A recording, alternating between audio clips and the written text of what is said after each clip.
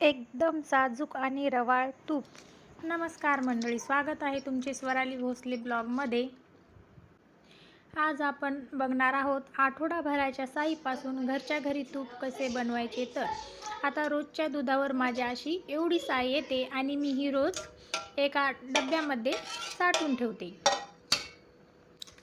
आणि या साईसोबत दूध पण थोडंसं घ्यायचं बरं का, त्यामुळे आपलं तूप हे एकदम रवाळ होते. आता या पातेल्यामध्ये ही आठवडाभराची माझी साय आहे आणि ती मी पूर्ण एक दिवस फ्रीजच्या बाहेर काढून ठेवलेली आहे.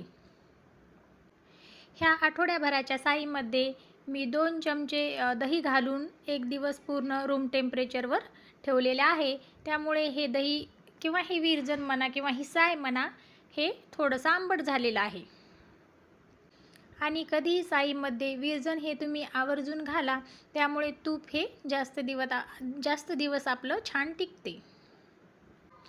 आता ही साय आपण थोडी थोडी करून मिक्सरला फिरून घेऊ, त्यामुळे वरी घट्ट लोण्याचा गोळा येतो.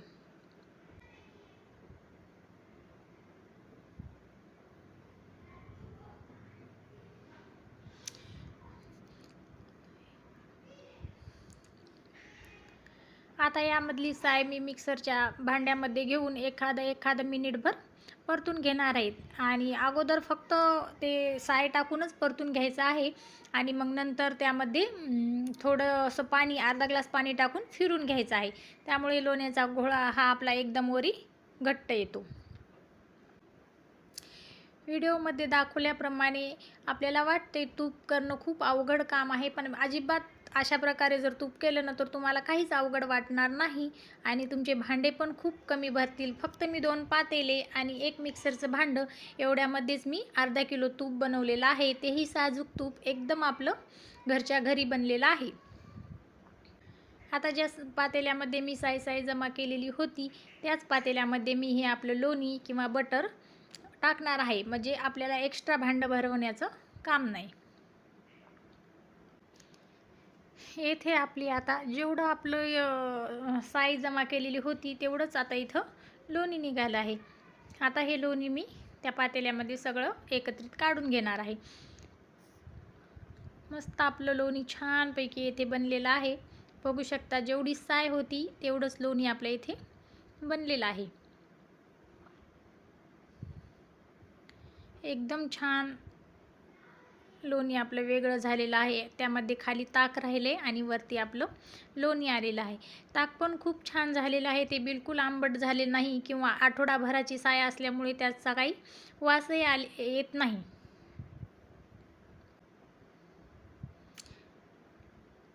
आता इथे माझी सगळी साय मिक्सरला फिरून झालेली आहे. येथे मला 8 ते 10 मिनिट लागले होते फिरवण्यासाठी. मस्त आपला लोण्याचा गोळा 3 पाव किलो जवळ निघालेला आहे. आता हे ताक पण आपलं काही वेस्ट जाणार नाही. या ताकाची आपण कढी करून शकतो. आता तयार झालेलं लोणी एकदा तर मी स्वच्छ पाण्यानं धुतलेलं आहे. आता मी परत याला 1-2 पाण्याने धुते, म्हणजे त्याचा वास येणार नाही आणि आपलं तूपही लॉंग टाईम टिकेल.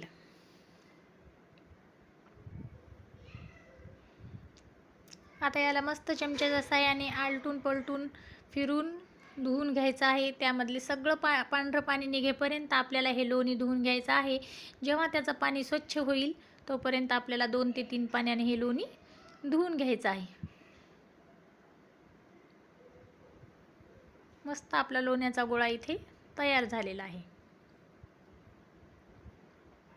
आता मी याला 2 ते 3 पाण्याने धुवून घेतलेला आहे.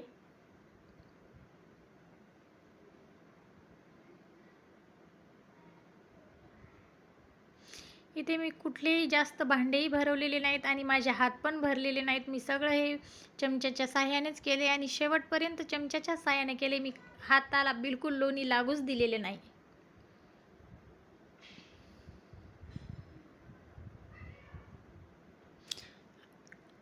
आता हे आपण गॅसवर गरम करण्यासाठी ठेवूया.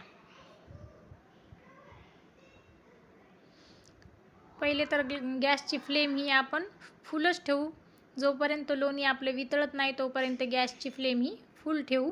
आणि मग लोणी जर आपलं पूर्ण वितळलं की मग ते उतू जाण्याची भीती असते. त्यामुळं मग नंतर आपण मंद गॅसवरच ते पूर्ण लोणी कडून घेणार आहोत.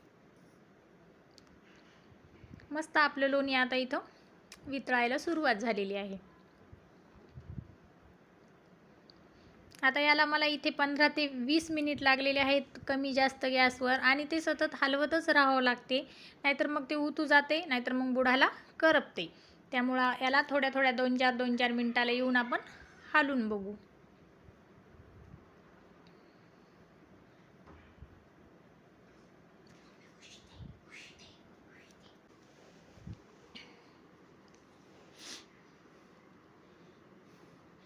आता याला सारखं ढवळत आपल्याला याच्यापासून तूप तयार करून घ्यायचे.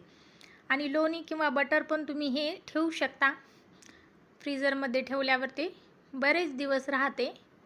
पण यापासून आपण तूप बनवायलो. तुम्हाला जर बटर आवडत असेल तर तुम्ही त्याचं बटरही ठेवू शकता. मस्त एका डब्यामध्ये सेट करून पहिल्यांदा फ्रीजरमध्ये ठेवायचं. नंतर फ्रीजमध्ये ठेवलं ना तर ते छान बटरही आपलं राहते घरच्या घरी होममेड.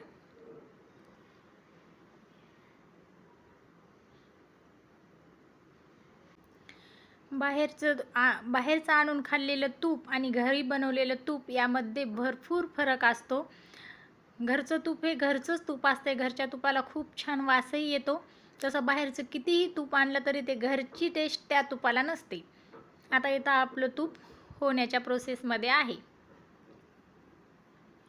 झालं आता उगं एखादा मिनिटभर त्याला आपण असं परतून घ्यायचं. आता अजिबात गॅसच्या इकडे तिकडे जायचं नाही, नाहीतर आपलं तूप आता करपू शकते. आता मस्त सगळ्या घराने याचा छान वास सुटलेला आहे आणि आपलं एकदम साजूक तूप येथे तयार झालेलं आहे. बघू शकता मस्त याचा हे कडकड आवाज बंद झाला की समजायचं आपलं तूप हे छान कडलेलं आहे. त्यानंतर यामध्ये तुम्ही 2 विलायची घालायच्या, त्यामुळे तुपाला वासही छान येतो आणि मस्त असा रवा रवा झाल्यासारखं आपलं तूपही होते.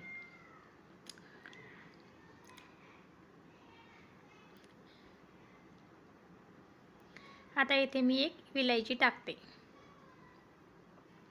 विलायचीमुळे खरोखरच तुपाला खूप छान वास येतो. पहिले मी तुळशीचे पानं टाकत होते, पण तुळशीच्या पानापेक्षा विलायची ही बेस्ट आहे. बघू शकता आपला अर्धा किलोच्या वर तूप इथे तयार झालेला आहे. फक्त आठवडाभराची साय, ही काही जास्त दिवसाची साय नाही, काही नाही. मस्त आपला अर्धा किलो तूप इथे तयार झालेला आहे. एकदम होममेड तूप आहे आणि कलरही खूप छान आलेला आहे. हे प्युअर म्हशीच्या दुधाचं तूप आहे, पण त्याचा कलर एकदम गाईच्या दुधासारखा आलेला आहे. छान असं तूप आपलं इथे तयार झालेलं आहे. तुम्ही घरच्या घरी साय साठवून असं तूप करून नक्की पहा. एकदम छान होममेड तूप आहे हे आणि खाण्यासाठी एकदम छान आहे.